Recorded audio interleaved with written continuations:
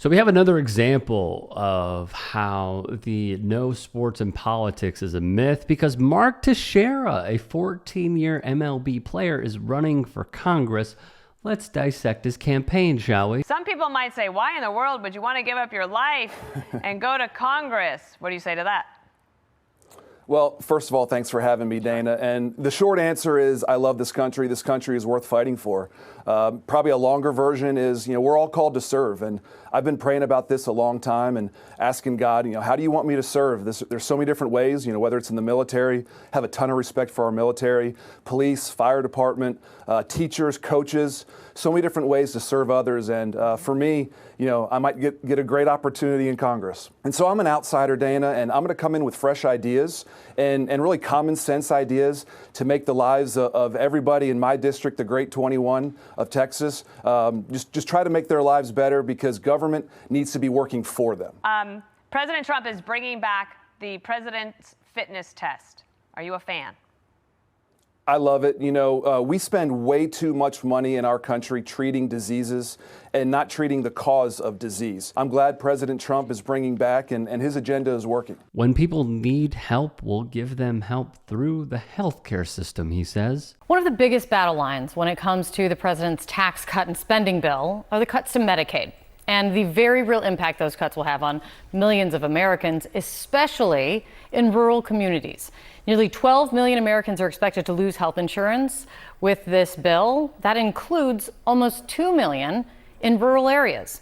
And one report estimates nearly 400 rural hospitals would be at risk of closing if the proposed cuts go into effect. Louisiana is another state that could face the worst of it. Louisiana ranks second in Medicaid enrollment in the country at nearly 32%, a reflection of the state's higher poverty rate.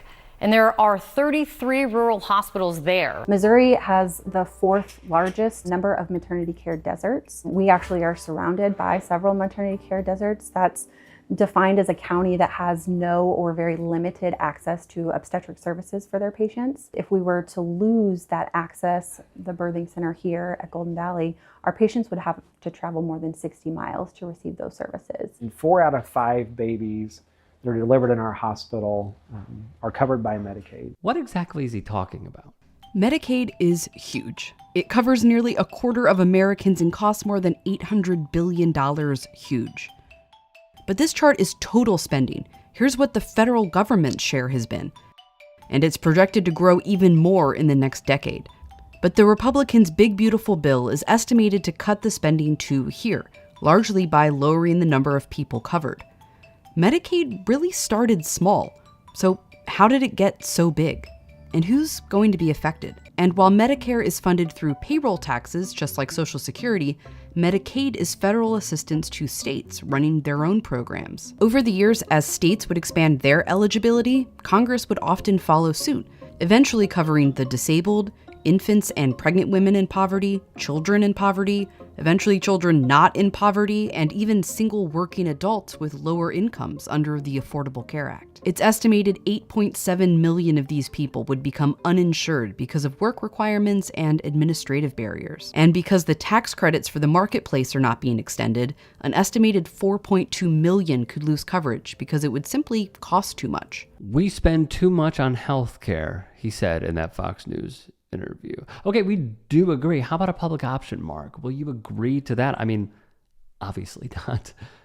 He won't. Then there was Melky Cabrera, his former teammate, who spoke out against Teixeira in an interview. He would allege that Teixeira was a bigot.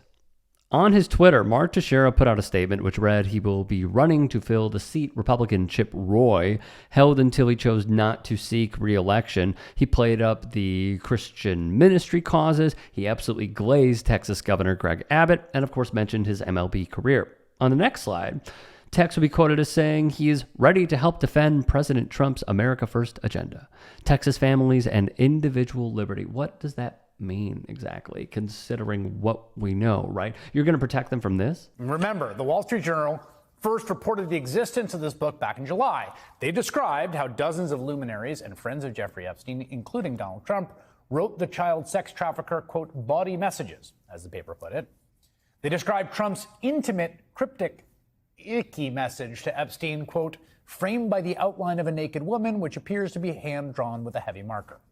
Trump, of course, denied writing the letter or drawing the picture. J.D. Vance said the whole thing was ridiculous. I mean, does this really sound like Trump? Trump telling the Journal, quote, this is not me. This is a fake thing. It's a fake Wall Street Journal story.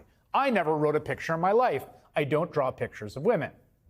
Nevertheless, Trump revealed on social media he had called Murdoch personally to try to get the story killed before it was published. Trump then, after it was published, sued the Wall Street Journal and its owner Rupert Murdoch for the tidy sum of $10 billion with a B dollars, claiming the letter didn't exist. They literally said that in their filing on the lawsuit. No such letter. I don't know about you guys, but it always seemed pretty implausible to me that knowing exactly what the stakes were, knowing they would be sued probably for billions of dollars, the Wall Street Journal would publish that story unless they were pretty damn sure the book and the letter existed. And of course, it did. It belonged to the estate of the since deceased Jeffrey Epstein, which handed it over to Congress. And the Democrats posted the entire book online with redactions. And I want to show you some of that book. But first, I have to warn you, all of this is incredibly disturbing, even like disgusting, viscerally, physically repelling content. Here's a pencil and marker drawing on one page. On the left, an image labeled 1983 that appears to show Epstein giving candy and balloons to little girls. On the right, another image of a group of girls, maybe the same ones, maybe a new crop in 2003, massaging an unclothed Epstein above the caption, "What a great country," with Mar-a-Lago seemingly in the background. There's actually an entire section of the Epstein book labeled Children. It includes redacted photos of a prepubescent girl in pajamas posing and playing the piano, as well as a hand-drawn picture of a wedding with a childlike inscription, "Here comes the bride, all dressed in white. Where is the groom? He's in the ladies' room." There's a series of dirty limericks on page 164, including one that ends with this quote. Listen to this one.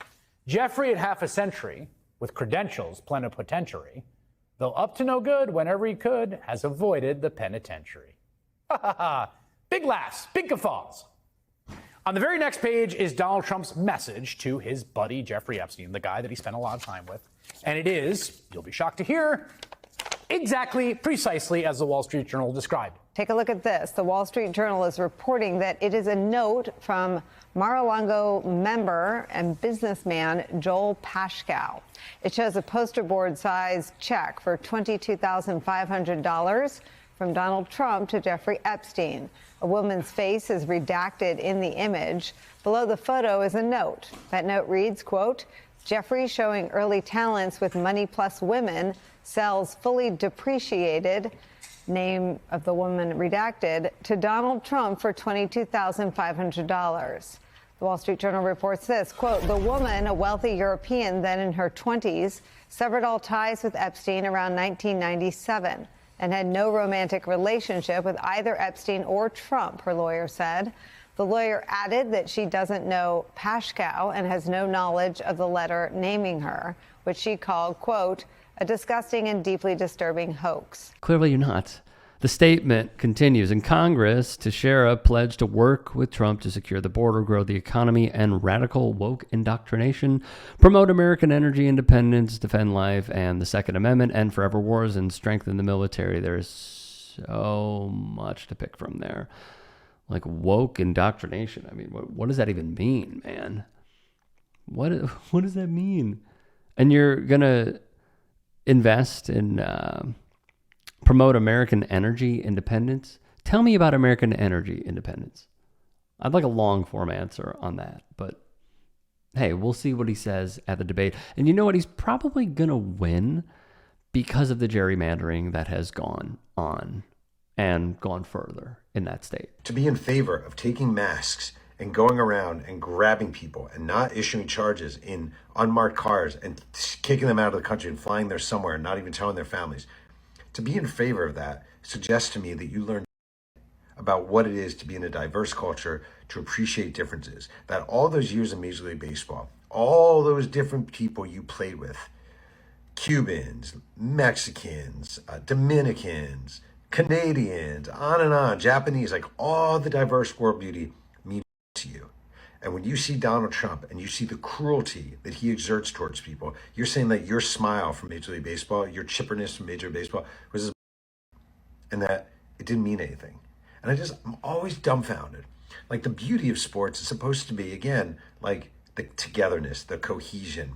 It's a white guy from Maryland next to a guy from the Dominican, next to a Japanese player, next to a Chinese player, next to a Cuban player, and you learn about each other. But what I found covering baseball, sadly, is it's not really like that.